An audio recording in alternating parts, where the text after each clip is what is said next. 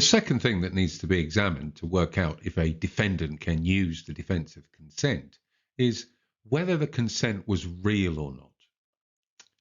If the consent was obtained through fraud, in other words, lies, or through threat, then it is not real consent.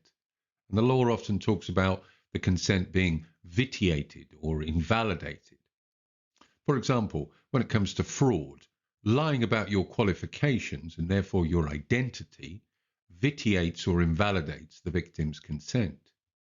A defendant who pretended he was a doctor in order to examine a patient or a person, the consent in that case would not be real.